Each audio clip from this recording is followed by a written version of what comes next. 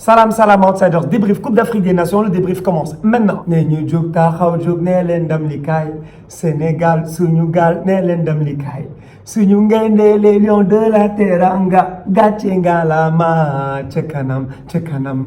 Bon, j'avoue que je ne sais pas chanter, tu vois, mais bon, je suis content, donc du coup, il faut que j'exprime mes émotions. At the end of the day, je suis un supporter de l'équipe nationale du Sénégal. Je suis un Sénégalais, quand ma nation performe bien, je suis heureux. Maintenant, on va parler du match, si on met l'émotion de côté, parce que franchement, on a gagné 3-0 face à une équipe, on est meilleur qu'eux. Déjà, franchement, les Kenyans, on est meilleur qu'eux. Sébastien... Non, je parle au coach. Sébastien, comme dirait Gad Elmaleh. Sébastien, le coach du Kenya. Ça fait 3 jours que le mec est en train de nous fatiguer à gauche et à droite. Ouais, le Sénégal, mentalement, ils sont pas forts. Ouais, le Sénégal, etc., ils sont prenables et tout. On est venu, il fallait pas réveiller le lion. Le lion s'est réveillé. Avant de commencer le débrief, j'ai envie d'applaudir. D'applaudir le 12e Gaindé. Le 12e Gaindé, c'est le 12e lion. C'est les supporters du Sénégal dans le stade aujourd'hui. L'ambiance qu'ils ont mis pendant 90 minutes. Malgré le penalty raté de Sadio Mané, les gars n'ont jamais abdiqué. Franchement, bravo à vous. Aliou Valverde aujourd'hui, il s'est géré. On va être très sérieux. Le problème de Aliou Cissé, il est simple. C'est que souvent, c'est un médecin après la mort. Il a fallu que le peuple national, il a fallu que les outsiders, que tout le monde se lève pour demander l'arrivée de Henri Saivet dans le 11 de départ pour que Aliou Cissé mette Henri Saivet dans le 11 de départ. Aujourd'hui, on va être très très sérieux. Henri Saivet, il a fait une top performance. Top performance de sa part. Le mec qui sait jouer au foot, il a une facilité déconcertante avec le ballon. Il fait des fins de corps, des trucs comme ça. Même tu te demandes si c'est pas Sévigno. Ce qui a sauvé le Sénégal aujourd'hui, en toute honnêteté, c'est le changement en deuxième mi-temps. Lorsqu'on est passé du 4-3-3 au 4-4-2. Parce que sincèrement, je vous dis quelque chose de clair. Gana Gueye, Pape Alioune Ndiaye, tous les deux, ça suffit largement au milieu de terrain. Henri Saivet était sur le côté droit. Sadio Mané était sur le côté gauche. En pointe, tu avais Mbeignan et Ismaïla Sarr. Ou sinon, tu avais Ismaïla Sarr sur le côté gauche et en pointe tu avais Sadio Mané et puis Mbeignan. Cette permutation-là, ce jeu-là en deuxième mi-temps nous a permis de prendre l'ascendant sur les Kenyans. Si aujourd'hui on devait donner l'homme du match, parce que la CAF l'a donné à Sadio Mané, parce que la CAF, eux, ils donnent l'homme du match juste aux gens qui marquent, franchement, à mon humble avis, l'homme du match aujourd'hui, j'ai envie de le donner à 3 joueurs. Le premier, c'est Kalidou Koulibaly. Kalidou Koulibaly, il nous a tweeté après le match. Il est venu en conférence de presse, il a parlé, il a dit on va montrer au peuple sénégalais ce qu'on sait faire.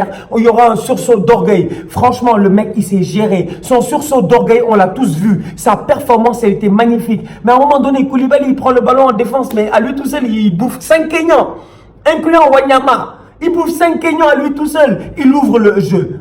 Deuxièmement, Pape Alioune Ndiaye. Pape Alioune Ndiaye aujourd'hui, 97% de passes réussies. Le mec, il a 0 déchet dans son jeu. Le mec, non seulement c'est un superbe 6, mais en plus d'être un superbe 6, c'est un joueur anormalement technique et anormalement talentueux. Son volume de jeu, je vous l'ai dit, il est sensationnel. D'ailleurs, je ne sais même pas ce qu'il fait encore en Turquie. Troisième joueur, et j'ai envie de le dire, en toute honnêteté, on va être très sérieux, c'est Henri Saivet. Et ça, vous l'avez vu. Henri Saivet, sa performance était magnifique. Non seulement parce que le mec, c'est lui qui est capable de tirer des coups de pied arrêtés d'une manière sensationnelle. Et c'est là où j'ai envie de faire un petit parallélisme et dire aux Sénégalais de se gérer.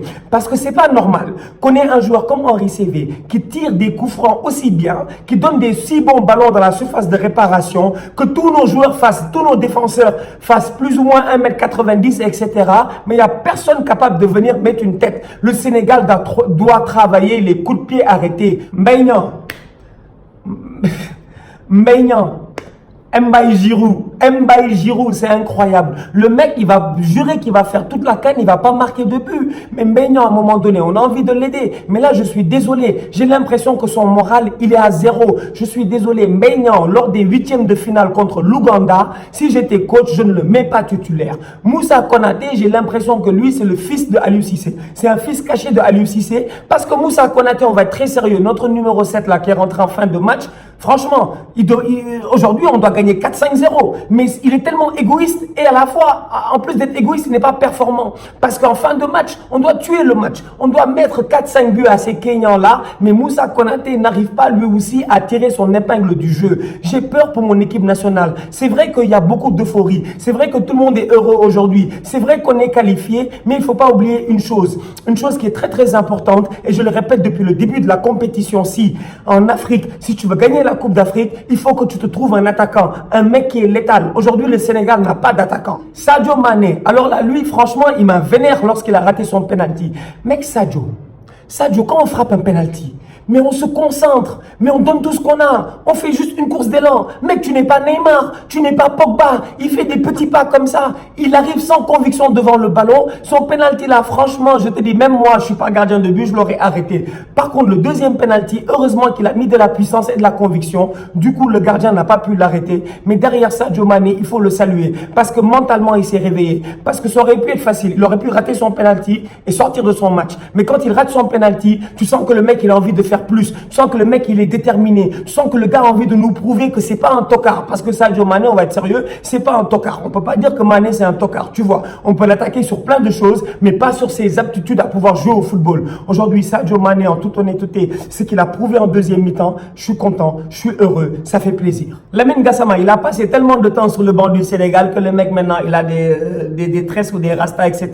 En somme, le Sénégal se qualifie tranquillement, on finit deuxième, on va jouer l'Ouganda. L'Ouganda, c'est une très bonne équipe. On a vu les Ougandais hier face aux Égyptiens. Je vous l'ai dit, 17 tirs pour les Ougandais, 7 pour les Égyptiens. Tu as l'impression que les Égyptiens, c'est mystique un peu leur affaire. Ils sont à domicile, on ne sait pas ce qu'ils font sur le terrain, tu vois, avant les matchs. Le ballon a refusé de rentrer. L'Ouganda, c'est une très bonne équipe. Leur coach, c'est un très bon coach. C'est un mec, je vous l'ai dit, il a bourlingué partout en Afrique. Il a coaché à l'ASEC Mimosa. Il a coaché, comment ça s'appelle, au Cameroun. Il a coaché ici en Égypte avec Ismaïlia.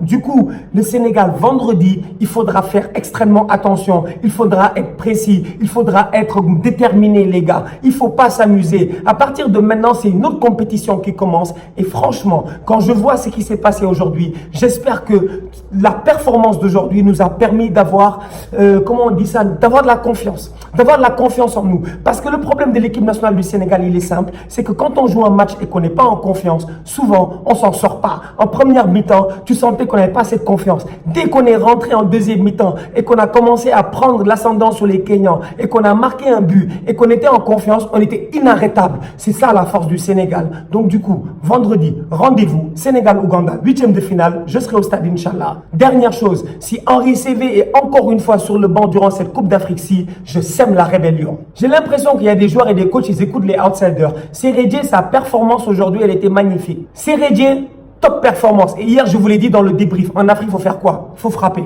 Il faut frapper. On t'a pas demandé de contrôler des ballons, de faire le beau, etc. Il faut frapper. Geoffrey Seredje, il a l'action. Il pousse une fois. Il met une bastos. Le ballon est contré. Le ballon rentre. La Côte d'Ivoire a gagné aujourd'hui 4-1 face à la Namibie. La Namibie, c'est un adversaire largement prenable. Mais leur coach, la Camara Sampaoli, jusqu'à présent, il m'a pas convaincu. Et jusqu'à présent, cette équipe de Côte d'Ivoire-là ne me convainc pas. Ils n'ont pas d'attaquant comme la plupart des équipes. Wilfried Bony, il refuse de marquer lui aussi. On ne comprend pas. Les Namibiens, ils jouent en 4-4-1-1 et ils font plein de dédoublements sur le côté. Camara, je suis dans le stade, moi, Stan Diop, je suis dans le stade, je me demande, mais pourquoi il ne voit pas ça? Pourquoi il ne fait pas de changement tactique? Autant Aliou Cissé, aujourd'hui, il s'est géré en deuxième mi-temps, il fait un changement de positionnement, on fait changement tactique et l'équipe va mieux. Autant Camara, il a réussi à s'en sortir aujourd'hui à cause du talent individuel de ses joueurs. Camara Sampaoli, aujourd'hui, en toute honnêteté, encore une fois, il ne s'est pas géré. La première mi-temps, la Namibie, ils ont la possession de balle. La Côte d'Ivoire joue en 4-3-3 avec 3 joueurs au milieu de terrain.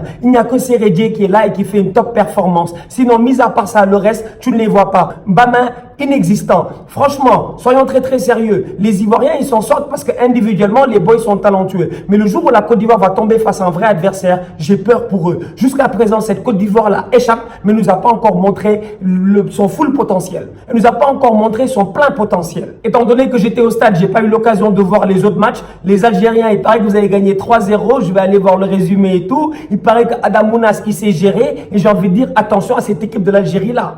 Attention à cette équipe de l'Algérie-là. Parce que Belmadi, il ne s'amuse pas. Il ne s'amuse pas. Depuis le début de la compétition, l'Algérie, c'est 6 buts marqués, 0 encaissé. Une des équipes les plus dangereuses de cette compétition-ci. C'est un collectif soudé. Aujourd'hui, il a fait tourner et tu sens que tout l'effectif est concerné. Donc, du coup, si les Algériens vont jusqu'à la fin, ça ne m'étonnerait pas. Le Maroc a gagné 1-0 face à l'Afrique du Sud. Je vous avais averti, je vous avais dit que Hervé Renard, il est trop sévère. En fait, personne ne s'amuse. Boussoufa marque en fin de match. Bien joué de la part des Marocains. On se capte demain pour un nouveau débrief Coupe d'Afrique des Nations. J'espère que vous serez là parce que je serai là. D'ici là, activez-moi cette cloche-là. Et avant de finir, Shout out à mon boy Ismaël Sarr, mon boy de Saint-Louis. Sincèrement, Ismaël Sarr, Iso, tu t'es géré. En première mi-temps, j'ai entendu plein de supporters sénégalais en train de t'attaquer. Mais moi, j'ai jamais douté de Ismaël Sarr. Et j'ai toujours dit, le jour où Arsenal va acheter Ismaël Sarr et Wilfried Zaha, avec Pierre-Emerick Aubameyang et Lacazette, peut-être qu'on va enfin gagner une première ligue depuis longtemps. Allez la famille, à demain, tous outsiders.